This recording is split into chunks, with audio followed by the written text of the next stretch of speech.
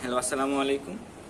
যারা এবার এসএসসি পরীক্ষা দিয়ে সুন্দর একটা ফলাফল অর্জন করে কলেজে উঠবা, তোমাদের জন্য কিছু সতর্কবার্তা নিয়েই আমি এই ভিডিওটা তৈরি করছি।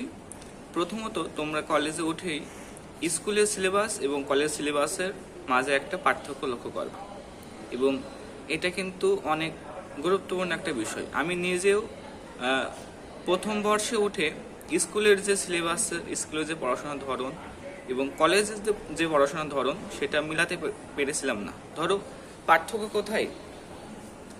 স্কুলে তুমি দেখবা যে একটা চ্যাপ্টার তুমি যদি নোট নাও করো, তোমার স্যার এসে পড়িয়ে দিয়েছে, তুমি বুঝে নিয়েছো, তুমি অন্য একটা সময় জাস্ট চোখ বললেই পারবা।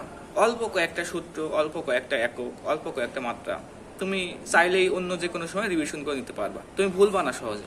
তুমি যদি একবার ধরো এসএসসি পদার্থবিজ্ঞান স্যার তোমাকে পড়ে দিয়ে গেছে গতি অধ্যায়, তো তুমি যদি একবার ওই স্যারের কথাগুলো বোঝো, সুন্দর মতো প্র্যাকটিস করো, তো নোট না করলেও সমস্যা নেই। তুমি আশা করা যায় যে ভুলবা না, আর ভালো করে পড়লে ভুলবা না। তো অন্য একবার তুমি জাস্ট রিভিশন করে গেলে, বইটা রিডিং করে দিয়ে গেলে, কিছু বোর্ড প্রশ্ন থেকে গেলে, তোমার ওই পদার্থবিজ্ঞান গতি অধ্যায়ের প্রিপারেশন হয়ে গেল। কিন্তু তুমি দেখবা যে এই যে একটা নোট না করার অনীহা, তুমি স্যারের কাছে পড়েছো, শিখেছো, ওইভাবে রেখে দিয়েছো, কিন্তু একটা মানে ধরা খাওনি, তুমি ঠেকাও নিকো। কিন্তু কলেজ উঠে দেখবা যে তুমি এই প্রবলেম ফেস করবা।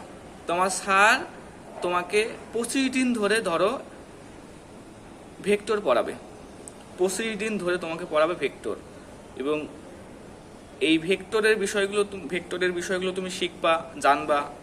কিন্তু তুমি যদি বাড়ি এসে গুছিয়ে নোট না করো, সেগুলো যদি সেভ না রাখো, তো দেখবা তোমার স্যার ভেক্টর শেষ করলো যেই দিন, তুমি সেই দিনই তোমার প্রথম অংশগুলো ভুলে গিয়েছো।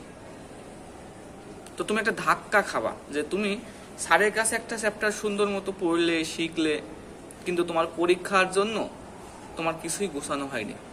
এবং মজার বিষয় হলো, তুমি আবার মানে সবকিছু নতুন নতুন জিনিস দেখবা। তোমার স্যারে তোমাকে পড়িয়েছে, তোমার মনে আছে, কিন্তু তুমি সেটাকে রিলেট করতে পারবা না।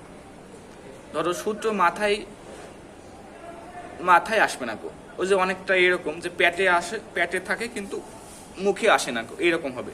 তো তোমাদের কাছে আমার হাম্বেল রিকোয়েস্ট থাকবে, প্রথমত তোমরা আজকে বা কালকে বা পরশু, মানে প্রথম 2-1 দিনের ভিতরেই, 2-1টা ক্লাসের ভিতরে যা যা শেখো, যা যা পড়ো, সেগুলো একটা নোট করে ফেলবো, এবং এই নোটটা খুব সুন্দর করে সংরক্ষণ করবা এবং মাথায় রাখবা। এটাই হবে তোমার পরীক্ষার জন্য একটা অ্যাসেট। আর এইচএসসির জন্য কিন্তু একটা বিষয়ের জন্য একটা বই না, 3-4টা বই বা অনেকগুলো প্রকাশনের বই, তুমি প্রত্যেকটা বিষয়ে 2টা পত্র পাবা, এবং সেই প্রত্যেকটা পত্রের অনেকগুলো রাইটারের বই পাবা। তো তুমি কতগুলো বই পড়বা? তোমার সোর্স তো অনেকগুলো।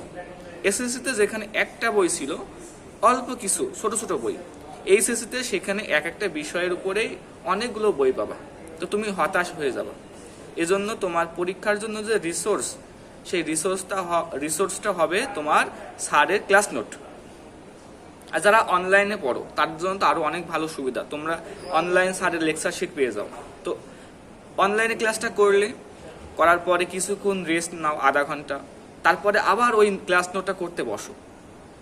দেখবা যে তোমার স্যার যখন অনেক কিছু শেখাচ্ছিল, বোঝাচ্ছিল, তুমি অনেক কিছু স্কিপ করেছো, বা অনেক কিছু তোমার এখন মনে হচ্ছে যে আসলে তো এত সুন্দর করে খেয়াল করা হয়নি। তো তখন তুমি যখন আবার নতুন করে সেই নোটটা রিভিশন করবা, তো তখন দেখবা যে তুমি আরো অনেক ভালো বুঝছো।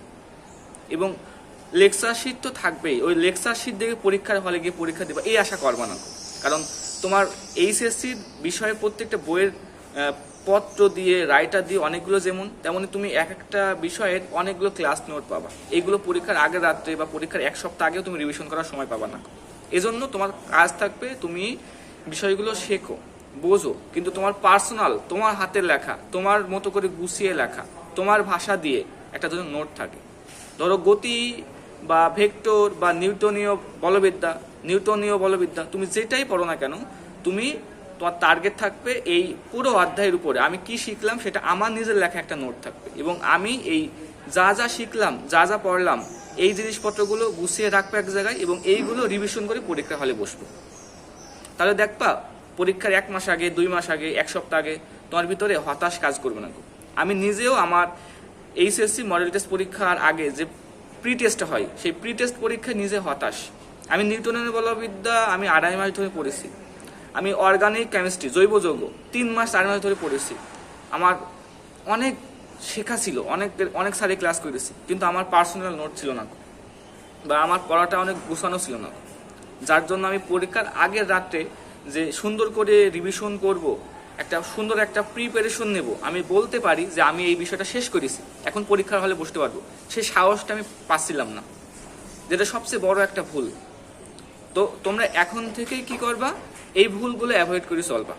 কি বললাম আমি আবার সামারি করে দিই, তোমরা এখন যেখানে পড়ো, অনলাইনে অফলাইনে যে স্যারের কাছে পড়ো না কেন, তোমরা ওই জিনিসটা শিখবা এবং 2 দিনের ভিতরে, ম্যাক্সিমাম 2 দিন টাইম নিবা, এই 2 দিনের ভিতরে তোমার সাজানো গোছানো একটা নোট তৈরি করে ফেলবা এবং চ্যাপ্টার শেষ হবে ওই নোটটা রিভিশন করবা।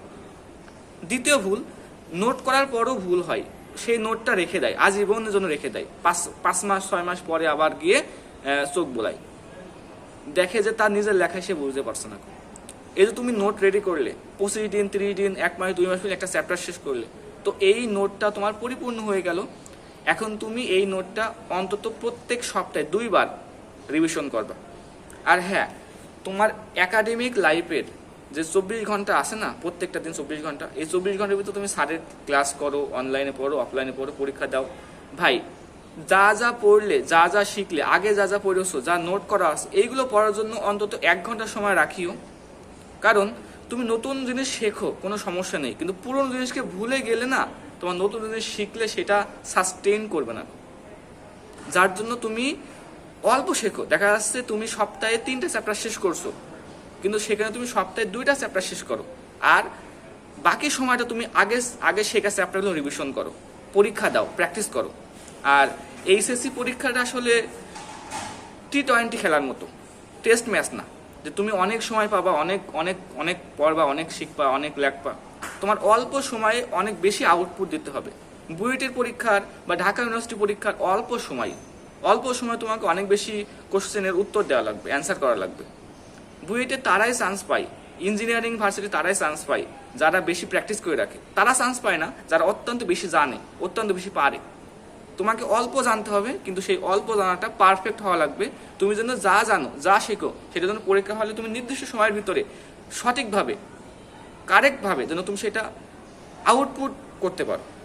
অনেক তুমি জানলে, অনেক পারলে, কিন্তু তুমি পরীক্ষা হলে গিয়ে সূত্র বসিয়ে সমাধান করলে, ক্যালকুলেটরের মাধ্যমে ভুল সমাধান, উত্তর ভুল লিখলে, তুমি মার্ক পাবা না।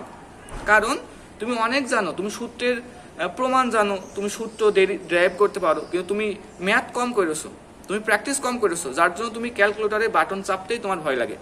এইরকম যেন না হয়, তো এই জিনিসগুলো তোমরা মেনটেন করে চলো। আমি অবশ্যই 2য় পর্ব নিয়ে আসবো এবং তোমাদের প্রত্যেকটা সাবজেক্টের কোন কোন গাইডলাইন লাগে সেই বিষয়গুলো অবশ্যই কমেন্টে জানাবা, এবং আমি তোমাদের সাথে আসি, এসএসসি এইচএসসির সকল বিষয়ের পরামর্শ নিয়ে আসবো, আলোচনা করব সব বিষয়ে। আমি পড়াশোনা করছি বুটেক্সের আইপি ডিপার্টমেন্ট, এবং আমি তোমাদের মতোই এসএসসি এইচএসসির এই সময়টা পার করে এখানে এসেছি, যার জন্য তোমাকে আমি এই কথাগুলো আমার অভিজ্ঞতা থেকে বললাম, এবং এটা আমার সম্পূর্ণ পার্সোনাল অপিনিয়ন। তোমাদের সাথে যদি আমার দ্বিমত থাকে, অন্য কারোর সাথে দ্বিমত থাকে, তাহলে অবশ্যই তোমরা ভালোভাবে লিখো, ভালোভাবে বলিও, অসম্মানের সাথে যেন কোনো কথা বা কোনো বিষয় লিখো না, এটাই অনুরোধ। আসসালামু আলাইকুম সবাই।